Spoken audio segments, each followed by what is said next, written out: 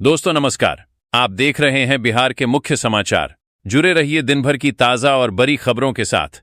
विकास, रोजगार, योजना, पेंशन, साथ ही साथ कृषि, मौसम, राजनीति, सभी खबरें एक एक करके विस्तार से। बने रहिए वीडियो में शुरू से अंत तक। आइए देखते हैं बिहार की ताजा समाचार। बिहार कैबिनेट में बड़ा बदलाव देखने को मिला है। मुख्यमंत्री सम्राट चौधरी की पहल पर मंत्रियों के विभागों में फेरबदल कर नई जिम्मेदारियां सौंपी गई हैं। इस विस्तार में कुल 32 मंत्रियों ने शपथ ली है। मुख्य बदलावों में निशांत कुमार को स्वास्थ्य विभाग का जिम्मा मिला है, जबकि डिप्टी सीएम विजय कुमार चौधरी को जल संसाधन और विजेंद्र प्रसाद यादव को वित्त विभाग दिया गया है। मुख्यमंत्री ने गृह और सामान्य प्रशासन जैसे महत्वपूर्ण विभाग अपने पास रखे हैं। ये बदलाव राज्य में बेहतर गवर्नेंस के उद्देश्य से किया गया है। बिहार की राजधानी पटना के प्रतिष्ठित पीएमसीएच में मानवता को शर्मसार करने वाला मामला सामने आया है। यहां एक जालसाज ने खुद को अस्पताल का कर्मचारी बताकर मरीज के परिजनों से भर्ती के नाम पर 17,000 रुपये ठग लिए। ठग ने परिजनों को विश्वास में लेने के लिए फर्जी बिल भी थमा दिया और पैसे लेकर रफू चक्कर हो गया। बिल जाली होने का पता चलते ही परिजनों के होश उड़ गए। फिलहाल पुलिस मामले की जांच और सीसीटीवी फुटेज के आधार पर आरोपी की तलाश कर रही है। अस्पताल प्रशासन ने लोगों से बिचौलियों से सावधान रहने की अपील की है। बिहार पुलिस ने कर्तव्य के प्रति समर्पण दिखाने वाले अपने 59 दिवंगत पुलिसकर्मियों के आश्रितों के लिए 34 रुपये 10 पैसे करोड़ की बीमा राशि जारी की है। यह सहायता बैंक ऑफ बड़ौदा के साथ हुए पुलिस सैलरी पैकेज समझौते के तहत दी जा रही है। विशेष परिस्थितियों में कुछ परिवारों को 2 रुपये 2 करोड़ तक की राशि प्रदान की जाएगी। विभाग का यह कदम पुलिसकर्मियों के कल्याण और उनके परिवारों को सामाजिक सुरक्षा सुनिश्चित करने की दिशा में एक बड़ी पहल माना जा रहा है। बिहार में औद्योगिक विकास को नई रफ्तार देते हुए राज्य निवेश प्रोत्साहन बोर्ड ने मुजफ्फरपुर और किशनगंज में सीमेंट की बड़ी इकाइयों की स्थापना को मंजूरी दी है। इस परियोजना के तहत दिग्गज सीमेंट कंपनियों डालमिया और अंबुजा द्वारा कुल 2,484 रुपये 6 पैसे करोड़ का भारी निवेश किया जाएगा। सरकार ने इन प्रस्तावों को स्टेज एक क्लियरेंस दे दी है। इस निवेश से न केवल राज्य के बुनियादी ढांचे को मजबूती मिलेगी, बल्कि स्थानीय स्तर पर रोजगार के हजारों नए अवसर भी सृजित होंगे। बिहार अब तेजी से औद्योगिक निवेश के प्रमुख केंद्र के रूप में उभर रहा है। बिहार सरकार ने वर्षों से सरकारी जमीन पर बसे भूमिहीन गरीब परिवारों को मालिकाना हक देने की बड़ी तैयारी शुरू की है। राजस्व मंत्री दिलीप कुमार जायसवाल के अनुसार इस ऐतिहासिक पहल से राज्य के लगभग 25 से 30 लाख लोगों को लाभ मिलने की उम्मीद है। जमीन का कानूनी अधिकार मिलने से ये परिवार न केवल अतिक्रमण के डर से मुक्त होंगे, बल्कि अपनी जमीन पर बैंक ऋण भी ले सकेंगे। सरकार का लक्ष्य इन वंचित परिवारों को सामाजिक सुरक्षा और आर्थिक मजबूती प्रदान करना है। पर्यावरण विभाग ने इस मानसून में 5 करोड़ पौधे लगाने का महालक्ष्य निर्धारित किया है। इस हरित अभियान को सफल बनाने के लिए ग्रामीण विकास, कृषि विभाग और जीविका दीदियों के साथ मिलकर एक व्यापक रणनीति तैयार की गई है। सामूहिक भागीदारी सुनिश्चित करने के लिए धरातल पर सघन अभियान चलाया जाएगा। विभाग का मुख्य उद्देश्य राज्य के हरित आवरण को बढ़ाना और पर्यावरण संतुलन बनाए रखना है। जीविका दीदियों की सक्रिय भूमिका इस मिशन को जन आंदोलन का रूप देगी। बिहार की नौकरशाही में एक बार फिर बड़े पैमाने पर प्रशासनिक फेरबदल का सिलसिला देखने को मिला है। सत्ता के गलियारों में जारी नई तैनातियों ने राजनीतिक और ब्यूरोक्रेसी दोनों स्तर पर सरगर्मी बढ़ा दी है। सामान्य प्रशासन विभाग ने आधिकारिक अधिसूचना जारी करते हुए कई वरिष्ठ अधिकारियों की नई जिम्मेदारियां तय कर दी हैं। सबसे अहम बदलाव मुख्यमंत्री सम्राट चौधरी के कार्यालय में हुआ है, जहां बिहार प्रशासनिक सेवा के अधिकारी रणजीत कुमार को नया आप्त सचिव नियुक्त किया गया है। ये तैनाती मुख्यमंत्री कार्यालय में प्रशासनिक कार्यों की गति और समन्वय को और मजबूत करने की दिशा में महत्वपूर्ण मानी जा रही है। बिहार की राजनीति में एक बार फिर हलचल तेज हो गई है। बिहार कांग्रेस ने कड़ा अनुशासनात्मक कदम उठाते हुए 3 नेताओं को पार्टी से निष्कासित कर दिया है। निष्कासित किए गए नेताओं में राशिद फाखरी, ओंकार शक्ति और चंदन सिंह का नाम शामिल है। पार्टी ने इन सभी की प्राथमिक सदस्यता 6 साल के लिए समाप्त कर दी है। नवादा समाहरणालय स्थित डीआरडीए सभागार में आज जिला विकास समन्वय एवं अनुश्रवण समिति दिशा की महत्वपूर्ण बैठक आयोजित की गई। सांसद सह अध्यक्ष अदिशा विवेक ठाकुर की अध्यक्षता में हुई इस बैठक में जिले के विकास कार्यों और जनकल्याणकारी योजनाओं की जमीनी हकीकत परखी गई। बैठक की शुरुआत जिलाधिकारी रवि प्रकाश द्वारा सांसद का स्वागत पौधा भेंट कर किया गया, जिसके बाद जिले की प्रमुख उपलब्धियों और भविष्य की योजनाओं का संक्षिप्त विवरण प्रस्तुत किया गया। गोपालगंज मोकामा के बाहुबली विधायक अनंत सिंह के लिए गोपालगंज में हथियार लहराने का वायरल वीडियो अब बड़ी मुसीबत बनता जा रहा है। पुलिस ने इस मामले में कड़ा रुख अपनाते हुए विधायक को उनके लाइसेंसी हथियारों के भौतिक सत्यापन वेरिफिकेशन के लिए महज 48 घंटे की मोहलत दी है। उन्हें 15 मई को हर हाल में मीरगंज थाने में उपस्थित होकर अपने हथियारों की वैधता साबित करनी होगी। इस हाई प्रोफाइल मामले ने जिले के प्रशासनिक और राजनीतिक गलियारों में हड़कंप मचा दिया है। पटना पूर्वी भारत के विख्यात कोचिंग संस्थान मेंटर्स एडुसर्व ने विद्यार्थियों के लिए ग्रेट एडमिशन उत्सव 2026 इंच की घोषणा की है। इस विशेष पहल का मुख्य उद्देश्य मेधावी छात्रों को उचित और किफायती शुल्क पर परिणामोन्मुखी रिजल्ट ओरिएंटेड एवं उच्च गुणवत्ता वाली शिक्षा प्रदान करना है। संस्थान के निदेशक आनंद कुमार जायसवाल ने बताया कि इस योजना के माध्यम से यह सुनिश्चित किया जाएगा कि आर्थिक तंगी किसी भी प्रतिभाशाली छात्र के डॉक्टर या इंजीनियर बनने के लक्ष्य में बाधा न बने। वैशाली जिले के महुआ स्थित गांधी मैदान में आयोजित बाबा चौहरमल कार्यक्रम उस समय हंगामे की भेंट चढ़ गया जब मुख्य अतिथि केंद्रीय मंत्री चिराग पासवान कार्यक्रम में शामिल होने नहीं पहुंचे। चिराग पासवान के इंतजार में घंटों बैठे कार्यकर्ता और स्थानीय लोग उनके न आने की खबर सुनकर आक्रोशित हो गए। इस दौरान वहां मौजूद बिहार सरकार के मंत्रियों को लोगों के भारी गुस्से का सामना करना पड़ा और मंच पर ही कार्यकर्ताओं ने उन्हें जमकर खरी खोटी सुनाई। बगहा पश्चिम चंपारण के बगहा में एक स्कूली छात्रा का आईपीएस अधिकारी बनने का सपना उस समय हकीकत के करीब पहुंचा जब उसे कुछ समय के लिए जिले की पुलिस कमान सौंपी गई। कस्तूरबा आवासीय विद्यालय परसा की 8वीं कक्षा की छात्रा अमृता को प्रभारी एसपी निर्मला कुमारी ने अपनी कुर्सी पर बिठाकर प्रतीकात्मक एसपी बनने का अवसर दिया।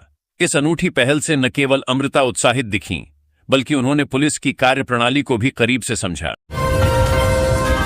पटना बिहार प्रदेश कांग्रेस कमेटी के मीडिया विभाग के चेयरमैन राजेश राठौड़ ने पटना मेट्रो प्रोजेक्ट की कछुए से भी धीमी गति को लेकर राज्य और केंद्र की एनडीए सरकार पर जोरदार हमला बोला है। उन्होंने कहा कि जिस रफ्तार से काम चल रहा है उसे देखकर लगता है कि यह प्रोजेक्ट सैकड़ों वर्षों में जाकर पूरा होगा। राठौड़ ने आरोप लगाया कि सरकार की अदूरदर्शी सोच और इच्छा शक्ति की कमी के कारण पटना वासियों का मेट्रो का सपना अधर में लटका हुआ है। मुंगेर जिले में एलपीजी गैस की भारी किल्लत के बीच सरकार की हर घर तक पीएनजी पाइप्ड नेचुरल गैस पहुंचाने की योजना धरातल पर कछुआ गति से चलती दिख रही है। मुंगेर और जमालपुर के कई इलाकों में पाइपलाइन बिछाने का काम पूरा होने के बावजूद उपभोक्ताओं के घरों तक गैस की सीधी पहुंच अब भी एक बड़ी चुनौती बनी हुई है। कई उपभोक्ता जहां आर्थिक तंगी के कारण कनेक्शन चालू कराने से कतरा रहे हैं, वहीं कई आवेदन देने के बाद भी विभाग की लेत लतीफी से परेशान हैं। भागलपुर जिले के पीरपैंती प्रखंड अंतर्गत लक्ष्मीपुर गांव स्थित प्राथमिक विद्यालय में बुधवार को उस समय रणक्षेत्र जैसी स्थिति बन गई जब एक छात्रा को थप्पड़ मारने का विवाद हिंसक झड़प में बदल गया। स्कूल की छुट्टी के समय शुरू हुए इस विवाद ने इतना तूल पकड़ा कि ग्रामीणों की भीड़ ने स्कूल परिसर में घुसकर शिक्षकों के साथ धक्का मुक्की और मारपीट की। घटना के बाद विद्यालय में अफरा तफरी का माहौल कायम हो गया। पटना बिहार के मुख्यमंत्री सम्राट चौधरी ने सूचना एवं जनसंपर्क विभाग की उच्च स्तरीय समीक्षा बैठक में राज्य सरकार की योजनाओं के प्रचार प्रसार और पारदर्शिता को लेकर कई कड़े निर्देश दिए हैं। मुख्यमंत्री ने स्पष्ट किया कि बिहार तेजी से तरक्की कर रहा है और सरकार द्वारा किए जा रहे कार्यों एवं बुनियादी सुविधाओं की जानकारी आम जनता तक त्वरित और सही ढंग से पहुंचनी चाहिए। उन्होंने अधिकारियों को जनता के फीडबैक और शिकायतों पर पैनी नजर रखने को कहा है। पटना राजधानी के गर्दनी बाग पुल स्कूल के समीप बुधवार को एक बड़ा हादसा टल गया जब एक विशाल ताड़ का पेड़ अचानक चलती थार गाड़ी के ऊपर गिर गया। इस अप्रत्याशित घटना के बाद मुख्य मार्ग पर यातायात पूरी तरह से ठप हो गया। सड़क के दोनों ओर वाहनों की लंबी कतारें लग गईं, जिससे राहगीरों और वाहन चालकों को भारी परेशानियों का सामना करना पड़ा। गयाजी की रहने वाली माही कुमारी ने अपनी मेहनत और लगन से बड़ी सफलता हासिल की है। केंद्रीय विद्यालय 1 गयाजी की छात्रा माही ने सीबीएसई 12वीं कॉमर्स परीक्षा में 99.8% अंक प्राप्त किए हैं। उनकी इस उपलब्धि से परिवार, स्कूल और पूरे जिले में खुशी का माहौल है। माही गयाजी के स्वराजपुरी रोड स्थित ढोलकिया गली की रहने वाली हैं। उनके पिता मनोज कुमार कपड़ों की छोटी दुकान चलाते हैं, जबकि उनकी मां गृहिणी है। साधारण परिवार से आने वाली माही ने यह साबित कर दिया कि मेहनत और लगातार पढ़ाई से बड़ी सफलता हासिल की जा सकती है। बिहार सरकार ने महिलाओं और इलेक्ट्रिक वाहन खरीदने वाले लोगों के लिए बड़ा फैसला लिया है। मुख्यमंत्री सम्राट चौधरी की अध्यक्षता में हुई कैबिनेट बैठक में बिहार इलेक्ट्रिक वाहन संशोधन नीति 2026 को मंजूरी दे दी गई है। नई नीति के तहत अब बिहार में महिलाएं अगर इलेक्ट्रिक कार खरीदती हैं तो उन्हें सरकार की ओर से 1 लाख रुपए का अनुदान दिया जाएगा। सरकार का कहना है कि इससे महिलाओं को आर्थिक राहत मिलेगी और राज्य में इलेक्ट्रिक वाहनों का इस्तेमाल बढ़ेगा। नीट परीक्षा के नाम पर छात्रों से ठगी करने के मामले में गिरफ्तार किए गए मनीष कुमार की मुश्किलें अब और बढ़ सकती हैं। पुलिस अब उसके बैंक खातों की जांच कर रही है, साथ ही खातों को फ्रीज करने और गैरकानूनी तरीके से कमाई गई संपत्ति को जब्त करने की तैयारी भी शुरू कर दी गई है। जानकारी के अनुसार 2 मई को सिकंदरपुर थाना पुलिस ने गुप्त सूचना के आधार पर बालूघाट इलाके में किराए के मकान में छापेमारी की थी। यहां से जजुआर निवासी मनीष कुमार को गिरफ्तार किया गया था। वह टेलीग्राम चैनल के जरिए नीट परीक्षा का पेपर दिलाने के नाम पर छात्रों से ठगी कर रहा था। पुलिस ने उसके कमरे से लैपटॉप, मोबाइल और कई अन्य सामान जब्त किए थे। जांच के दौरान पुलिस को मोबाइल से एक वॉइस रिकॉर्डिंग भी मिली। इसमें दावा किया जा रहा था कि उसके पास नीट का पेपर मौजूद है और जो भी पेपर लेना चाहता है वो NTA ऑफिशियल पर संपर्क करे। बिहार में मई के महीने में मौसम का मिजाज लगातार बदल रहा है। कहीं तेज धूप और उमस लोगों को परेशान कर रही है तो कहीं आंधी, बारिश और वज्रपात ने दहशत का माहौल बना दिया है। मौसम विभाग ने गुरुवार को उत्तर पूर्वी बिहार के 7 जिलों में ऑरेंज अलर्ट जारी किया है। इन इलाकों में 40 से 50 किलोमीटर प्रति घंटे की रफ्तार से तेज हवाएं चलने, मेघ गर्जन और बिजली गिरने की आशंका जताई गई है। वहीं पटना का मौसम कभी उमस भरा तो पुरवैया के कारण गर्मी से निजात मिलेगी। बिहार की सियासत में अब गुड गवर्नेंस को गांव की चौपाल तक पहुंचाने की कवायद तेज होती दिखाई दे रही है। राज्य सरकार ने सबका सम्मान, जीवन आसान अभियान के तहत पंचायत स्तर पर सहयोग शिविर लगाने का फैसला कर प्रशासनिक व्यवस्था को सीधे जनता के दरवाजे तक पहुंचाने की बड़ी पहल की है। सत्ता के गलियारों में इसे ग्रामीण बिहार के लिए एक नई प्रशासनिक इनकलाब की शुरुआत माना जा रहा है। सरकार का दावा है कि अब आम लोगों को छोटी छोटी समस्याओं के समाधान के लिए सरकारी दफ्तरों के चक्कर नहीं काटने पड़ेंगे, बल्कि अफसर खुद पंचायतों में पहुंचकर समस्याओं का ऑन द स्पॉट समाधान करेंगे।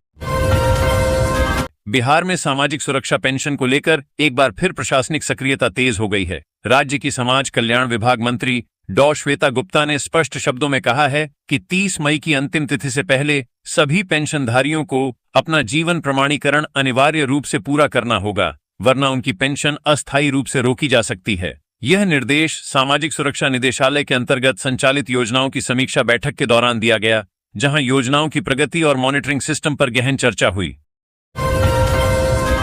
शादी का माहौल अचानक हिंसा में बदल गया। शादी की खुशियों के बीच बारात पर हमला होने से गांव में डर और अफरा तफरी का माहौल बन गया। बारात में शामिल लोग जान बचाने के लिए इधर उधर भागने लगे। जानकारी के अनुसार शोभिटोला गांव निवासी नरेश यादव की बेटी सोनी कुमारी की शादी तियर थाना क्षेत्र के मनियारा गांव निवासी कृष्णधारी सिंह के बेटे हरेंद्र कुमार से तय हुई थी। सोमवार को बारात खुशी के माहौल में गांव पहुंची थी और शादी की रस्में शुरू होने वाली थीं। इसी दौरान कुछ लोगों ने अचानक बारात पर लाठी डंडों से हमला कर दिया। राजद सुप्रीमो लालू यादव के बेटे और बिहार के नेता प्रतिपक्ष तेजस्वी यादव को कोर्ट से बड़ी राहत मिली है। कोविड काल में धरना प्रदर्शन से जुड़े एक मामले में नेता प्रतिपक्ष तेजस्वी यादव को गुरुवार को पटना सिविल कोर्ट स्थित MP MLA कोर्ट में पेश हुए। सुनवाई के दौरान कोर्ट ने उन्हें तत्काल जमानत दे दी। कोर्ट से बाहर निकलने के बाद तेजस्वी यादव ने कहा कि उन्होंने जनता की समस्याओं को लेकर धरना प्रदर्शन किया था, जिसके बाद उनके खिलाफ मामला दर्ज किया गया था। उन्होंने कहा कि आज उसी मामले में कोर्ट में पेशी हुई और अदालत ने उन्हें जमानत प्रदान कर दी। तेजस्वी यादव ने कहा, न्यायपालिका पर हमारी आस्था पहले भी थी और आगे भी रहेगी। जब भी सरकार को घेरने की जरूरत होगी, हम लोकतांत्रिक तरीके से आवाज उठाते रहेंगे। नीतीश कुमार नालंदा जिले के कल्याण बीघा गांव में बुधवार को खासा उत्साह और भावुक माहौल देखने को मिला। जब नीतीश कुमार राज्यसभा सदस्य बनने के बाद पहली बार अपने पैतृक गांव पहुंचे, वह अपनी पत्नी स्वर्गीय मंजू देवी की 19वीं पुण्यतिथि के अवसर पर श्रद्धांजलि अर्पित करने पहुंचे थे। इस दौरान उनके साथ बिहार सरकार के स्वास्थ्य मंत्री निशांत कुमार भी मौजूद रहे। नालंदा जिले के कल्याण बीघा गांव में बुधवार को उस समय खासा उत्साह का माहौल देखने को मिला, जब बिहार के पूर्व मुख्यमंत्री एवं राज्यसभा सदस्य नीतीश कुमार अपनी पत्नी स्वर्गीय मंजू देवी की 19वीं पुण्यतिथि पर अपने पैतृक गांव पहुंचे। इस दौरान उनके साथ बिहार सरकार के स्वास्थ्य मंत्री निशांत कुमार भी मौजूद रहे। राज्यसभा सदस्य बनने के बाद पहली बार गांव पहुंचे नीतीश कुमार का स्थानीय लोगों और कार्यकर्ताओं ने गर्मजोशी से स्वागत किया। भोजपुर बक्सर विधान परिषद उपचुनाव में महागठबंधन को बड़ी जीत मिली है। महागठबंधन समर्थित राजद प्रत्याशी सोनू कुमार राय ने एनडीए उम्मीदवार कन्हैया प्रसाद को हराकर सीट पर कब्जा जमाया। मतगणना पूरी होने के बाद समर्थकों और कार्यकर्ताओं में खुशी की लहर दौड़ गई। जीत की घोषणा होते ही कार्यकर्ताओं ने मिठाइयां बांटी और जमकर जश्न मनाया। मतगणना गुरुवार सुबह 8 बजे से आरा स्थित राजकीय कन्या +2 विद्यालय में कड़ी सुरक्षा व्यवस्था के बीच शुरू हुई। पूरी प्रक्रिया चुनाव पर्यवेक्षक और जिला निर्वाचन पदाधिकारी की निगरानी में संपन्न हुई। सबसे पहले मतपेटियां खोली गईं, जिसके बाद मतपत्रों की गिनती शुरू हुई। दोपहर 12 बजे तक ही चुनावी तस्वीर काफी हद तक साफ हो गई थी। महागठबंधन प्रत्याशी सोनू कुमार राय करीब 415 मतों से बढ़त बनाए हुए थे और तभी से उनकी जीत तय मानी जा रही थी। एक बार फिर विवादों में घिर गया है। इस बार विश्वविद्यालय के कुलपति डॉ. दुनिया राम सिंह पर गंभीर आरोप लगाए गए हैं कि उन्होंने विश्वविद्यालय की आधिकारिक वेबसाइट का इस्तेमाल कथित तौर पर राजनीतिक प्रचार के लिए किया। मामले की शिकायत राज्यपाल सह कुलाधिपति को ईमेल के जरिए भेजी गई है, जिसमें पूरे प्रकरण की उच्चस्तरीय जांच कराने की मांग की गई है। शिकायतकर्ता समरेश कुमार ने अपने पत्र में आरोप लगाया है कि कुलपति ने निजी स्वार्थ और राजनीतिक लाभ के उद्देश्य से विश्वविद्यालय की आधिकारिक वेबसाइट पर एक विशेष राजनीतिक दल और कुछ नेताओं के समर्थन में पोस्ट साझा करवाए। उनका कहना है कि किसी भी शैक्षणिक संस्थान के सरकारी मंच का इस्तेमाल राजनीतिक एजेंडा फैलाने के लिए नहीं किया जा सकता। प्रधानमंत्री नरेंद्र मोदी की पेट्रोल और डीजल का कम इस्तेमाल करने की अपील के बाद अब पटना में इसका असर दिखाई देने लगा है। शहर के कई पेट्रोल पंपों पर ईंधन देने की सीमा तय कर दी गई है। कुछ जगहों पर नोटिस बोर्ड लगाए गए हैं, जबकि कुछ पंपों पर बोतल, गैलन और ड्रम में पेट्रोल डीजल देने पर रोक लगा दी गई है। इससे आम लोगों में थोड़ी चिंता और भ्रम की स्थिति भी बन गई है। पटना समाज कल्याण विभाग की मंत्री श्वेता गुप्ता ने एक बड़ा बयान देते हुए विभाग के भीतर किसी भी प्रकार की लापरवाही या भ्रष्टाचार के खिलाफ सख्त रुख अख्तियार किया है। उन्होंने दोहरे शब्दों में चेतावनी देते हुए कहा है कि विभाग के कामकाज में अगर कहीं भी कोई गड़बड़ी पाई गई तो जिम्मेदार लोगों के खिलाफ कठोर से कठोर कार्रवाई की जाएगी। मंत्री के इस बयान से विभाग के अधिकारियों और कर्मचारियों में हड़कंप मच गया है। मंत्री श्वेता गुप्ता ने कहा कि विभाग के अंतर्गत वर्तमान में जितनी भी जनकल्याणकारी योजनाएं चल रही हैं, उन सभी की गहन समीक्षा की जाएगी। इस समीक्षा का मुख्य उद्देश्य यह सुनिश्चित करना है कि सरकारी योजनाओं का लाभ सीधे और सही तरीके से आम जनता तक पहुंचे। उन्होंने साफ किया कि योजनाओं के क्रियान्वयन में किसी भी स्तर पर कोताही बर्दाश्त नहीं की जाएगी। नीतीश कुमार बिहार के पूर्व मुख्यमंत्री नीतीश कुमार ने बुधवार को अपनी दिवंगत पत्नी मंजू सिन्हा की पुण्यतिथि पर उन्हें श्रद्धांजलि अर्पित की। पटना के कंकड़बाग स्थित मंजू स्मृति पार्क में आयोजित श्रद्धांजलि कार्यक्रम में नीतीश कुमार अपने पुत्र निशांत कुमार के साथ पहुंचे। इस दौरान माहौल भावुक दिखाई दिया और बड़ी संख्या में समर्थक व स्थानीय लोग मौजूद रहे। कार्यक्रम में नीतीश कुमार ने मंजू सिन्हा की प्रतिमा पर माल्यार्पण कर श्रद्धांजलि दी। इस मौके पर नागरिक परिषद के महासचिव अरविंद कुमार उर्फ छोटू सिंह, उदयकांत मिश्रा, हरेंद्र सिंह समेत कई सामाजिक और राजनीतिक कार्यकर्ता उपस्थित थे।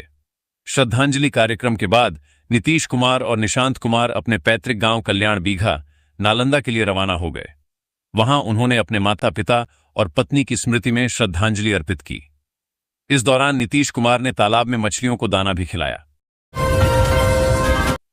पश्चिम चंपारण के ऐतिहासिक बेतिया राज की संपत्तियों और दस्तावेजों को अब डिजिटल रूप में संरक्षित करने की दिशा में बड़ा कदम उठाया गया है। बिहार सरकार के राजस्व परिषद की सदस्य आसमा जैन ने बेतिया राज कार्यालय पहुंचकर वहां चल रहे डिजिटाइजेशन और दस्तावेज संरक्षण कार्य का विस्तृत निरीक्षण किया। निरीक्षण के दौरान उन्होंने बेतिया राज की परिसंपत्तियों से जुड़े महत्वपूर्ण दस्तावेजों और रिकॉर्ड की गहन समीक्षा की। गौरतलब है कि बेतिया राज फिलहाल कोर्ट ऑफ वार्ड्स के अधीन संचालित है और इसकी संपत्तियों की खोज, पहचान तथा सत्यापन का कार्य लगातार जारी है। सरकार का उद्देश्य इन ऐतिहासिक परिसंपत्तियों का प्रमाणिक और व्यवस्थित रिकॉर्ड तैयार करना है। कटिहार जिले के मनिहारी स्थित एएनएम ट्रेनिंग कॉलेज में उस समय हंगामे की स्थिति बन गई, जब बड़ी संख्या में छात्राओं ने शिक्षिका कीर्तिमान मनीषी के खिलाफ विरोध प्रदर्शन शुरू कर दिया। नाराज छात्राओं ने आरोप लगाया कि शिक्षिका का व्यवहार उनके प्रति अनुचित और अपमानजनक है, जिससे वे लंबे समय से मानसिक रूप से परेशान थीं। आक्रोशित छात्राओं ने अपनी मांगों को लेकर मनिहारी कटिहार मुख्य मार्ग को जाम कर दिया और सड़क पर उतरकर जमकर नारेबाजी की। इस प्रदर्शन के कारण मुख्य सड़क पर यातायात पूरी तरह ठप हो गया और राहगीरों को घंटों परेशानी का सामना करना पड़ा। सड़क के दोनों ओर वाहनों की लंबी कतार लग गई, जिससे इलाके में अफरा तफरी का माहौल बन गया। प्रधानमंत्री नरेंद्र मोदी द्वारा देश में पेट्रोल और डीजल की बचत को लेकर किए गए आह्वान का व्यापक असर दिखने लगा है। इसी कड़ी में केंद्रीय गृह राज्य मंत्री नित्यानंद राय ने एक अनुकरणीय पहल करते हुए अपने आधिकारिक दौरों के दौरान सुरक्षा काफिले में वाहनों की संख्या को न्यूनतम करने का निर्णय लिया है। इस संबंध में उनके निजी सचिव प्रशांत रंजन आईआरएस ने बिहार सरकार के मुख्य सचिव को एक आधिकारिक पत्र लिखकर नए निर्देशों की जानकारी दी है। बांका वैश्विक स्तर पर ईरान, अमेरिका और इजरायल के बीच बढ़ते युद्ध के खतरों ने दुनिया भर में आर्थिक संकट और तेल गैस की किल्लत की आशंका बढ़ा दी है। इस संभावित संकट के बीच देश में ईंधन संरक्षण को लेकर जागरूकता तेज हो गई है। इसी दिशा में गुरुवार को बांका जिला न्यायिक क्षेत्र में एक बेहद प्रेरणादायक तस्वीर देखने को मिली, जहां जिला एवं सत्र न्यायाधीश सत्यभूषण आर्य स्वयं साइकिल चलाकर न्यायालय पहुंचे।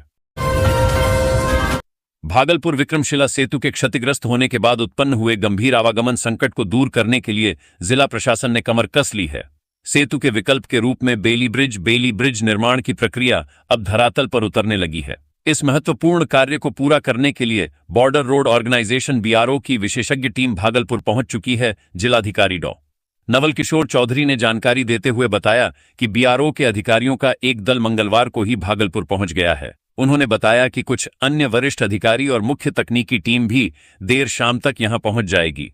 प्रशासन का लक्ष्य है कि बिना किसी देरी के पुल निर्माण का कार्य शुरू किया जाए ताकि आम जनता को हो रही भारी किल्लत से जल्द निजात मिल सके।